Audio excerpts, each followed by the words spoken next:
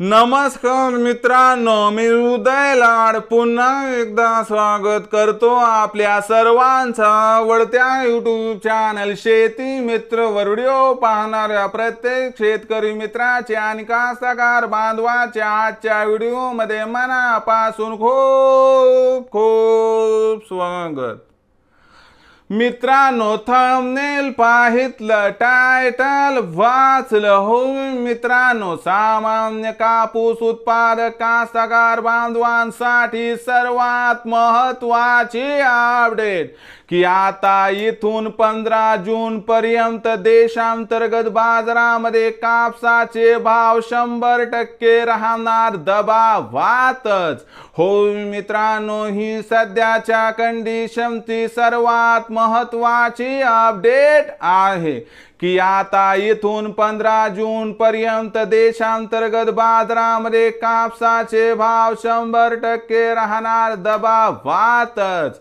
पण इथून पुढे 15 जून पर्यंत आता देशांतर्गत बाजारामध्ये असं काय घडणार आहे की ज्यामुळे आता 15 जून पर्यंत देशांतर्गत बाजारामध्ये कापसाचे भाव 100% राहणार दबावातच। या प्रश्नाचा अचूक उत्तर जाणून घेण्यासाठी आपण सर्वांनी हा व्हिडिओ आता सुरुवातीपासून शेवटपर्यंत पहा।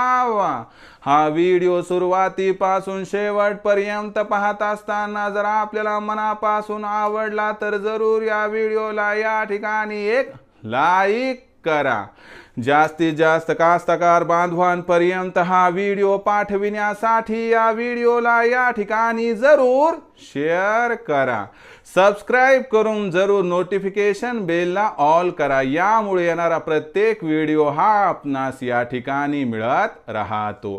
तर बघा मित्रांनो, सामान्य कापूस उत्पादक कास्तकार बांधवांसाठी सर्वात महत्त्वाची अपडेट की आता 15 जून पर्यंत देशांतर्गत बाजारामध्ये कापसाचे भाव 100% राहणार दबावातच।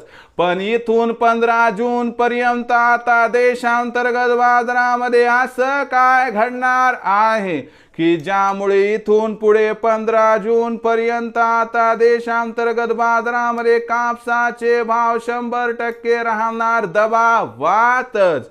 या प्रश्नाचा अचूक उत्तर जाणून घेण्यासाठी या ठिकाणी सध्या कापसाच्या भावाची परिस्थिती काय आहे आणि इथून पुढे आता 15 जून पर्यंत देशांतर्गत बाजारामध्ये कापसाच्या बाजार भावात बदल कसा होणार आणि अशी कोणती परिस्थिती राहणार आहे की ज्यामुळे आता 15 जून पर्यंत देशांतर्गत बाजारामध्ये कापसाचा भाव राहणार 100% दबावातच। या प्रश्नाचं घेऊयात मित्रांनो आता या ठिकाणी सविस्तर उत्तर।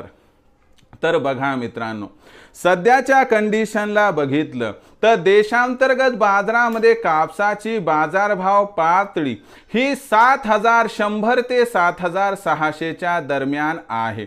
आपल्या सर्वांना माहित आहे की 1 जून नंतर चांद्यापासून बांध्यापर्यंतचा कास्तकार बांधव हा पेरणीच्या लगबगीत लागतो आणि याचमुळे 1 जून नंतर आपल्याकडे खत बियाणांच्या खरेदीची लगबग वाढते आणि आपल्या सर्वांना माहिती आहे की खत बियाणांच्या खरेदीसाठी पैशाची आवश्यकता असते आणि ही पैशाची आवश्यकता परिपूर्ण करण्यासाठी सामान्य कापूस उत्पादक कास्तकार बांधव हा 1 जून पासून कापूस विक्रीला सुरुवात करतो। म्हणजे आपल्याकडे असणारा उरला सुरला कापूस विकायचा, त्या माध्यमातून जो पैसा गोळा होतो तो घ्यायचा आणि त्या माध्यमातून आपली खत बियाणासाठी असणाऱ्या पैशाची गरज भागवायची।